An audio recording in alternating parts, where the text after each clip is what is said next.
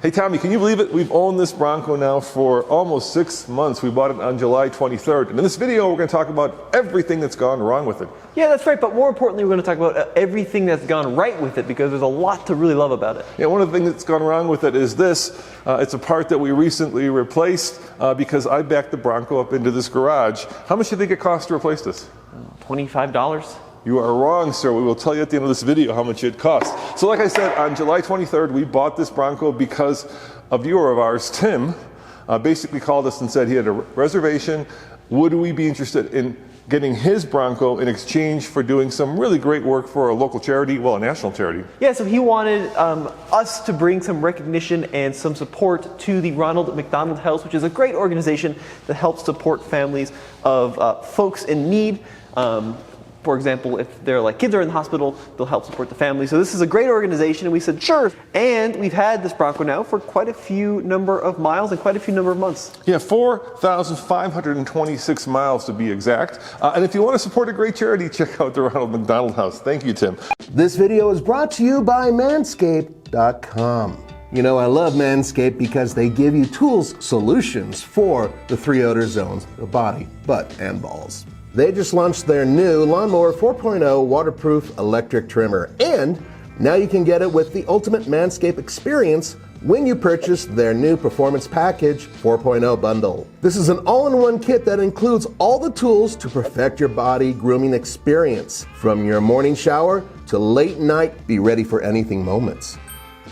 After your shower, be sure to apply Manscaped Crop Preserver Ball Deodorant, a quick-absorbing, clear-drying moisturizer lotion for all-day protection. For that midday refresher, be sure to pack your Crop Reviver Ball Toner Spray with cooling aloe vera and anti-inflammatory properties. The new Performance Package 4.0 bundle now includes their new Weed Whacker nose and ear hair trimmer. For a limited time, you can get 2 free gifts: the Shed travel bag and the Manscaped anti-chafing boxer briefs. Don't wait until next year. Go to manscaped.com and use my promo code FASTLANECAR to get 20% off plus free international shipping plus 2 free gifts. Join the Manscaped movement today. The Performance Package 4.0, it says it all. Your body and balls will thank you. And the day after we took delivery of it, you actually took it off-road. Yeah, so we've done a ton of off-roading. So 4,000 miles probably doesn't sound like a huge number, but it's been 4,000 very hard miles. This has been a camera support vehicle for a lot of our off-road adventures. We've done plenty of off-road adventures with this being the star, and it's been overall an extremely solid vehicle. Well, first of all, let's talk about those off-road adventures. We took it off-road and compared it to a Wrangler and, of course, a Defender. Now, a lot of you are wondering what happened to the Defender. Well, we have to pay for these vehicles somehow, and so after we did that video, we sold the Defender to, in essence, pay for this vehicle. Then, after we took it off-road with the Defender, you actually went to our friend Steve and got a lifted Defender and compared it as well. Yeah, so we did some even harder trails with that against a lifted Wrangler and a lifted Defender, and we really pushed it to its limits, but it's been off-road many, many, many more times since then as a support vehicle, and it's been very, very impressive off-road. Yeah, I would say standard from the factory, rolling down 35s, this is as good as it gets. I mean, Ford really knocked out of the ballpark when it comes to not only the kind of the right mix of classic Bronco looks with modern styling, but also with their ability to add all the off-road features that serious off-roaders want. Now, one of the things that happened right away, Tommy, was we had the hardtop and we took it on the road coming back from Colorado Springs where we bought it, and it sounded like there was a little dwarf mining above my head. You want to talk about that? Yeah, so we did have it was called the MIC, the Molden Colored Top, and it was the version 1.0. Since then, they have released a 2.0, and they have also issued a recall on the original tops. So we ordered our second top. We'll return the first top, hopefully get that second top here soon, and then we'll be able to let you know if the new version of the MIC top is better. Yeah, and the way that we solved that was with this. Our friends at Best Top gave us the soft top for it, and it's been a really good top. I really like the look of it. It's got this really nice plastic here. It's just a really solid piece of soft top engineering. It's a little bit louder than the hard top, but in general, it's really good. Now, the cool thing about the best top is if you get the factory soft top, you get the Bronco Wave, as it's called, which is this ripple in the rear quarter window. But the best top has a better, in my opinion, bonding process that holds the window in place securely and firmly, so that it's a nice flat look. So one of the advantages of getting the best top as a aftermarket accessory. So about a month ago, we took this Bronco and compared it to a lifted Wrangler, actually 2 lifted Wranglers. And when we got back, we were here in the garage, and tell me, what did you notice coming out of the front shock of the Bronco? Well, we had a little puddle underneath the front left shock, which meant that probably something in the shock had gone bad. But we brought it to our local dealer and had them diagnose it, and they agreed to replace the front left shock. Yeah, let's talk about that. So I've got the numbers right here. They did it under warranty, which was great. Which was great without us having to, say anything about video or threatening. It was great. They just covered it under warranty. And the entire cost for that, Tommy, was, guess how much?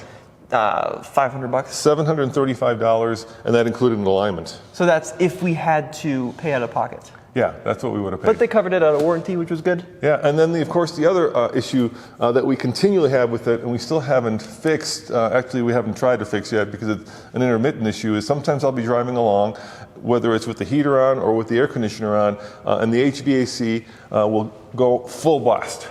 It'll just turn on completely, and then there's no way to control the fan speed without actually turning the HVAC off and back on. Okay, so that's interesting. Can you turn it down manually, Nope. the fan speed? Nope, it just goes, the fan goes all the way to 11, and you can't manually turn it down. You have to turn everything off and then turn it back on, basically reboot it. And it happens like on the highway after the car's been warmed up, and it happens with both the air conditioner and the heater on. But apart from that, it has held up extremely well. So this engine is the 2.7 liter twin turbo V6. This is, of course, a first edition Bronco with the Sasquatch package. It's got the 10-speed automatic transmission, and the engine itself, everything associated with the engine, be it the turbos, the transmission, all of it has been flawless. No check engine lights, no trouble codes. Of course, we live up here at altitude. We've driven it to 13,000 feet, and it's been perfect. All right, so here, I promised to tell them what the heck I did to this Bronco. So while I do that, why don't you go inside and see what kind of fuel economy we're getting? You can cycle through that, and I'll tell you what happened. So I was backing this Bronco up into this garage. This time it's my fault, and come on back here with me. And basically, I hit the edge of the garage right there, and I broke this part off. So I asked Tommy how much he thought it cost to fix this. So we went and ordered this part, but as it turns out, there are these clips, and you also have to get this part, the top of the bumper. And this part, when we ordered it, cost $27. And this top part, quite shockingly, cost $210, this cover for the bumper. So when we took the Bronco in to have the shock fixed, we said, hey guys, can you replace this and fix it? And they said, yeah, no problem. Except that when we got this part, we had actually gotten the passenger side one, so they had to order another one. And when they ordered it, it was $45. Go figure. And then it took 2 hours of labor to basically replace this. They said they had to actually take the entire bumper off. And right there you can see where I kind of scuffed it. That part is still there. So they had to take the entire bumper off. At $185 an hour, Tommy, it cost a total of $580 to replace this part. Can you believe that? Yeah, I mean, I think we wanted this to be replaced under the supervision of like a Ford Center, but this is probably something, even if you were slightly handy, you could remove the rear bumper yourself and do it yourself. But of course we wanted to do it by the books because this is a long-term vehicle, so we had the dealer do it. And yeah, the piece itself doesn't actually look that broken. I think it was just the clips that have broken off of it. Well, the Ford dealer said they had to remove the entire bumper because they had to replace, they had to replace this part as well and this part. So this part goes all the way around. So it was much bigger of a job than we thought. But you're still replacing little plastic components. You're not replacing any steel, or you're not touching any bodywork. So in case you're wondering, the MSRP on this Bronco is $63,200, and in Colorado with taxes and fees, we end up paying $69,165.86, and that's a lot. No discounts. That's how much we paid. Now, the fuel economy has been surprisingly, amazingly stellar, considering we were rolling on nearly 35-inch tall tires. It's got the factory Sasquatch lift with the upgraded suspension, and this is a huge vehicle weighing over 5,000 pounds. We've been averaging 17.7, almost 18 miles per gallon over the last few thousand miles, which is pretty astronomically good if you ask me, and that's of course based on the computer, not on the pump calculations, but still blown away with the fuel economy of what is an extremely large, very capable four-wheel drive off-road vehicle. Yeah, and I think that's a good word, large. This is she's a big girl, Tommy. This is not the Bronco Sport. This is a full-size, basically, truck. It's that big. So I think other things that we need to talk about, the technology has been pretty good. This does have the larger of the two sync systems. It's been very intuitive, very easy to use. We use Apple CarPlay regularly. Navigation, phone connectivity, all is very good.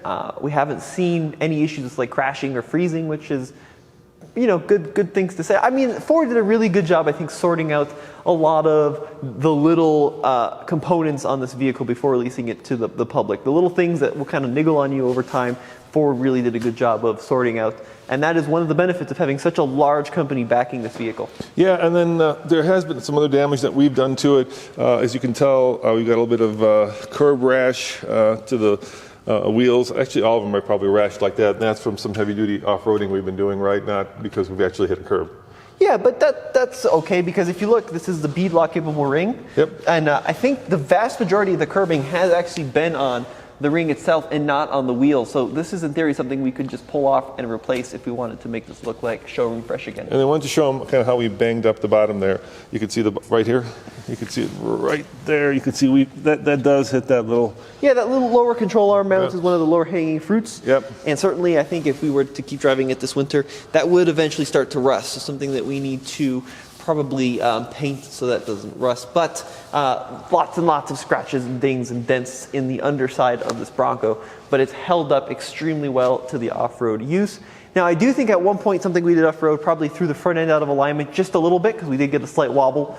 And they did realign it when they replaced At speed, I don't know. I mean, there were no high-speed impacts with anything underneath, but ever since they've done that, it's been back to perfect running order on the highway. Yeah, and then in case you're wondering, I'm really happy with these tires. I think they were introduced with the Bronco. They seem to be a good mix of on-road and off-road. They're not very loud when you're on-road. The one thing that did surprise me about this vehicle is just how tall it is. I remember driving it back from the dealership, and I was parked next to a Raptor, and I was pretty much at the same height as a Raptor. So this is a big vehicle. It definitely is not the Bronco Sport. No, but that's okay. There's one thing I really don't like about the look and the design, which is this hoop. Now this hoop, I think, is supposed to kind of be reminiscent of like a Stinger or a grill guard, but it's looks a little silly to me. It doesn't stick out beyond the front of the vehicle, and I have a feeling that if you actually ended up with a front end collision, this would just end up taking out more shiny black plastic bits than saving anything. So I probably wouldn't get it with this hoop. But apart from that, from a design standpoint, they really nailed it out of the park in every way. I like the first edition stripes too. It's got these cool stripes on the side, and there's all sorts of cool stuff you can do. Like aftermarket companies have come in hot with Bronco accessories. Like for example, I saw a yellow one on the road yesterday that had the old school Bronco script up here on the front left fender. Really lots of cool stuff you can do with these. So yesterday, Tommy, Andre and I took the new Rivian off-road and converted to the Tundra, and there was one thing that stood out about this Ford, which Ford really nailed out of the ballpark, and that is the engagement of all of the off-roady features, right? So, for instance, I was having a hard time getting the Tundra to go out of 4 low into 4 high. This, you just push a button, it works like a dream. Turn the little knob. Same thing with the sway disconnect. Same thing with the locking rear diff, right? A lot of vehicles, that is always, when will it do it? You know, why isn't it doing it? How come it's still in 4 high, or how come it's not going into 4 low? This just works like a dream. Every time, you know, I want 4 low, or I want the lockers on, or I want the sway bar disconnected, it just does it. It's pretty impressive. Now, as we head into the winter, I want to do some more testing with the windows. This, of course, is a frameless window design, and they do come down like half an inch when you open it, so you don't damage the actual window on the little door seal here. But curious to see how this will hold up in like ice storms and frozen weather, and we'll do some additional testing there. Here, let's just go inside and show them the upholstery, how it's holding up, because we have, you know, put 4,000 miles on it. Well, all the seat bolstering is good. Nothing is worn out at all. So I know I criticized it initially on some of like the quality of the plastics, but I do have to say the hard, scratchy plastics are very durable. And our dog Blaze loves the Bronco. He loves the back. It's a little high to get into for him, but once he's in there, he's a happy camper. He doesn't like it in the summer though, without the AC vents. He Really? likes to stick his nose in AC vents. Doesn't have the AC vents. Well, there you have it, guys. That's everything that's gone wrong with our Bronco in the first 6 months of ownership. In general, I am very pleased with this vehicle, and I would buy it again. You know, is it worth almost $70,000? You know, when we bought it, I thought it was very expensive, and writing that check was very painful. But now, with people asking $30,000, I've seen $50,000 over sticker for these. It seems like we got a bargain. Yep. It's weird, isn't that? Yeah, for sure. Well, let us know what you think of the Bronco in the comment section below, and we'll see you in the next video. And by the way, if you want to keep up with all of our videos, because sometimes the Bronco lives on TFL Off-Road, sometimes it lives on TFL Now, like this video, just go to tfl-studios.com where we put all of our videos in one place. See you guys next time. Ciao.